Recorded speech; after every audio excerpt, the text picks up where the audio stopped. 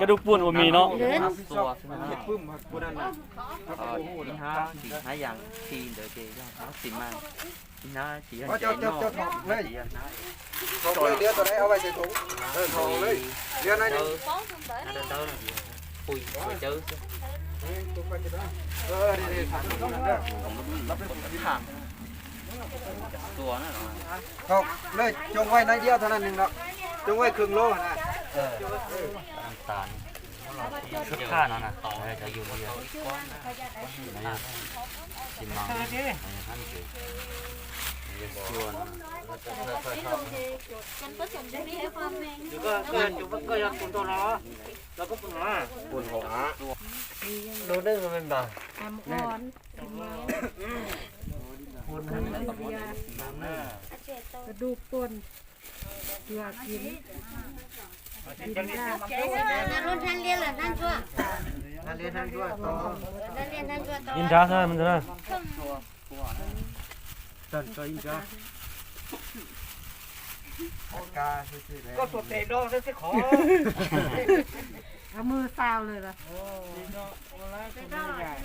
เอามือจุ่มน้ำนิดนึงว่า สเตย์เรียนเหรอต้อง ต่อไปอันผู้จับปุ้มนี่มันยัง ผู้เฮ็ดแท้ว่า ปุ๋ยยูเรียอยู่ใส่ปุ๋ยยูเรียเห็นแต่ปุ๋ยเล็งนะเห็นปุ๋ยยูเรียล็อกกันอีกแล้วเนาะโหอะไรที่อันยูเรียกับเล็งอันเดียวกันเด้อ มือขั้นสุดทุ่งยาม เจอนะ ลุงว่านนี่เด้บางคนกัน อันนั้นปุ๋ยเล่ง บ่เล่งสิได้นั่นน่ะ อันนี้แหละอันยูเรียกับเล็ง ปุ๋ยเล่งเสือส่วนเสือผัก หมดเลยน่ะ บ่เบิ่งอยู่นี่บ่เว้าเรื่องครึ่งเฮาเบิ่งอยู่อันจำ ตำรา มันนี่ ก็ได้ 1กิโลอันนั้นมัน2โลนะมันจะครึ่งนึง นั่นแหละดินจุ่มพวกเลยดีที่สุดนะโอ้ดีเนาะแกมาขายซื่อๆนี่เฮา ไป จำ ควั เป็ ด นเด้ เอาอัน ยังมีน้อยอยู่ ตัวจมพวกนั้น แม่น เขา อันนี้ดินเดียว เป็นว่าเดี๋ยวขึ้นวางบ่ได้บ่ต่างจากที่ว่าเขาแต่งกินนี่แม่นว่าคันเอาเครื่องครบนี่แซ่บเด้นะอันนี้คือกันนั่นแหละครบนี่ ของนอกของในอ่ะน้องเห็น ตอนพวกน่าเราจะเช่นนั้นเป็นหน้าได้เยอะอย่าง ต่อตื้อต่อใช้ต่อนะลองน้ำ ต่อข้างหน้า นี่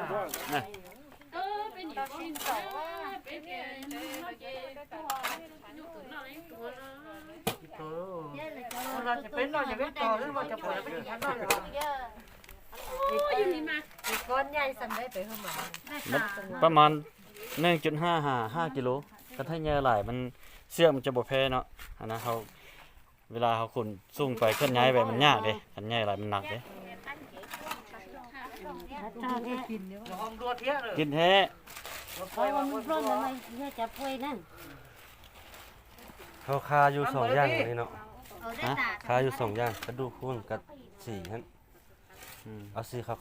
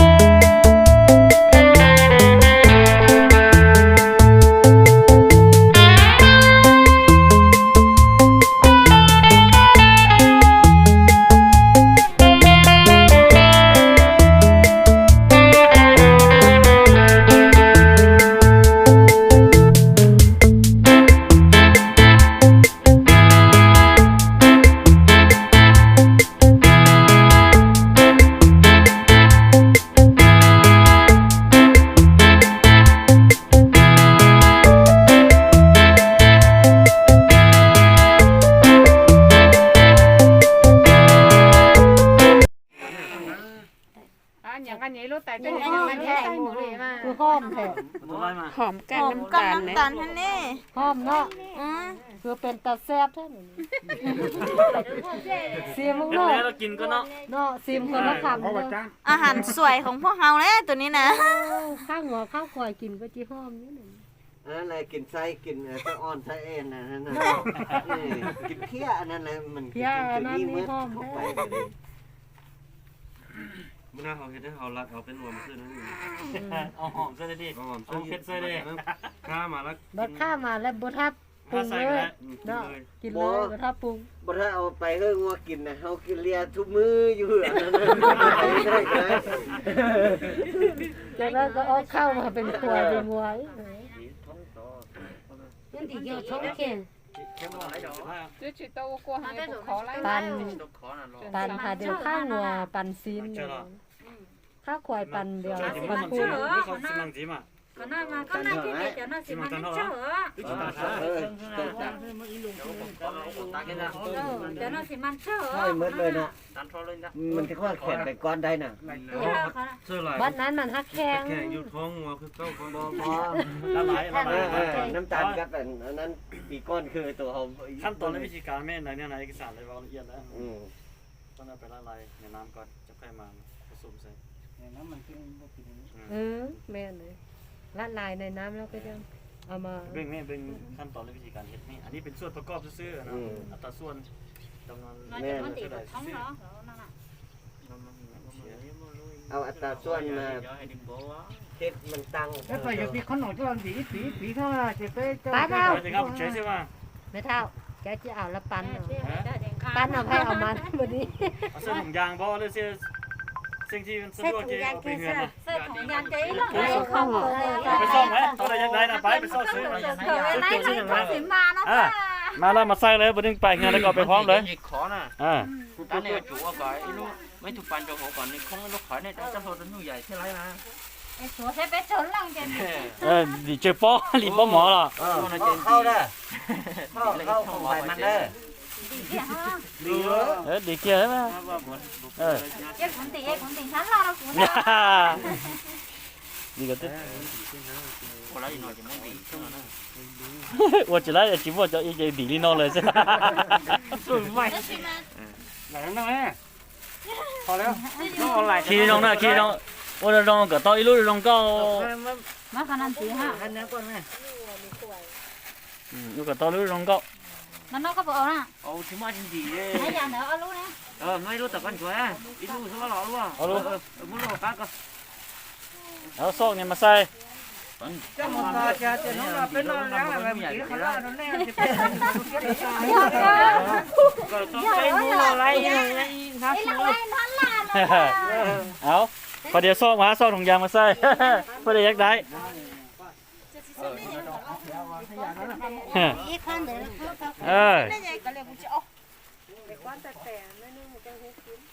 จังเลียง่ายบ่มีบ้านเฮาบ่มี น้ำตาลสายแดง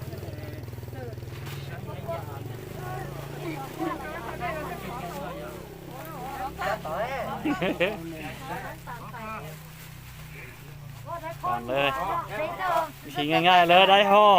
เอาผู้ผสมจิบบ่ได้ได้ผู้ผสมบ่แบ่งให้ได้ผู้ปั่นพูดบ่ได้พูดเด้อ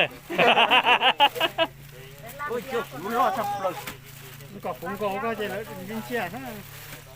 mẹ xí chạy đi nó tao เชี่ยเลยดีตายฉีแล้วมาจอดน้อยฉีอยู่ร้อนเต้เกินก็รับไปเราเปิดเนี่ย แล้วก็ใช้โฉดก้อนะโฉดก้อตัวผสมแน่ใช่ต้องให้อย่างแต่รู้กะติแต่ก็ลันดีก็ตัวผสมแต่รอตาก็จิไล่อ่ะก็จิอยู่ดีเจ๊หาตุนปะเนี่ยนะฮะนี่เขาซะเหรอเหรอโอ้ตอนนี้ชิปั้นของอัวยอ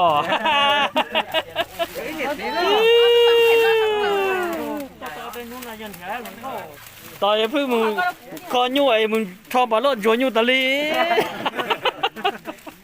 เฮ้ยเจ้ามันตัวลีตะลีนะ มันก็ตัวที่ชีเนี่ย กันบ้านเท่ mất kho to kho cậu kho cậu lúc quý bó rong câu nè kho không nhớ để chạy cậu của cậu lúc bó rong câu จนผสมยังบ่พอนี่คือยาลินอซึ่งมาในเจ้ามุจามาว่าถอนนี่เท่าหน้ายางเต่านี่ขอเลยเท่าหน้ายางเต่าแล้วนะหยอมันนี่ว่าchỉ đu trong câu á chia giải chỉ cho trong giải này chỉ thằng đó chỉ nên mất chùa cả đu như này vậyเขาtrong tiền lư rồi đi cha na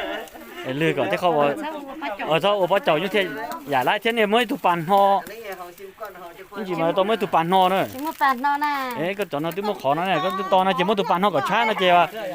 tụ bàn ho đó họ ôi lu nên để đi bể nó thế trong câu nè lu trong câu đi lu bể đấy chỉ thì mới tụ bàn ho nó đã tao chỉ có để thầu khóa là chỉ có thêm mới cho lo khí nhưng chỉ tao khóa là chạy khó ha có lu chỉ trong câu hàng rồi có gì nhỉ lu trong câu có nè ui vậy con cái bị bắt tết chết gì tới nữa nó tới thì có gì khó thì lại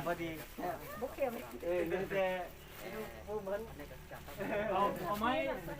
tiếp tới đâyถ้ามีหูจังนั้นเลยมีหูก็ดาวเจี๊ยบไปแบบนั้นหูกินเนี่ยเนาะเชือกทุกเชือกเราไปห้อยให้หัวเลียได้ยังได้ก็ถ้าเป็นก้อนใหญ่ๆก้อนใหญ่ๆแล้วเขาจะไปตั้งให้เลียเลยแต่เวลายังเลียน้อยนะมันจะไปเตะได้ซูนไปซูนมากิ้งไปกิ้งมาเนาะติดขี้ติดเงี้ยวแล้วเสือมันเลียดี เขาจะไปให้งัวกินนะงัวแต่เมื่อให้แท้ให้บ้านนะ หัวหน้ากอเพิ่นรับประกันดอก ตายแล้วมันก็เอาไปส่งสกัด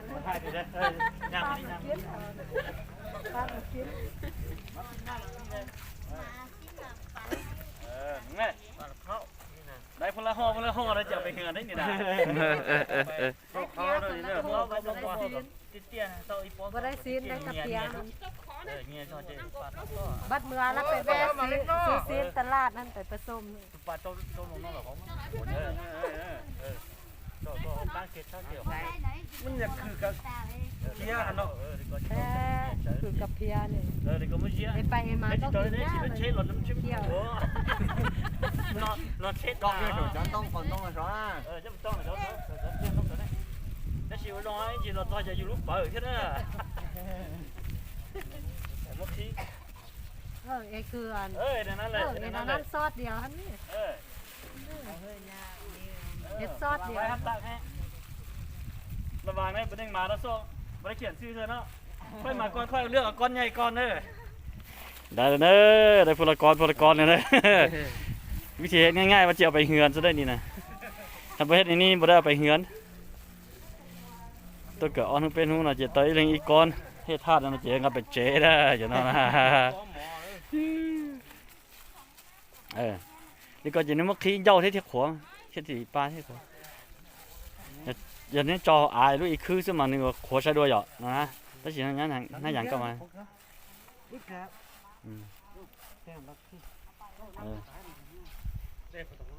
ได้ต่อห้องน้ำเป็นรถเตะต่อ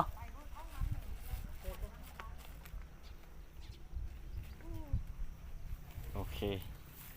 ไล่เกียร์นะสิ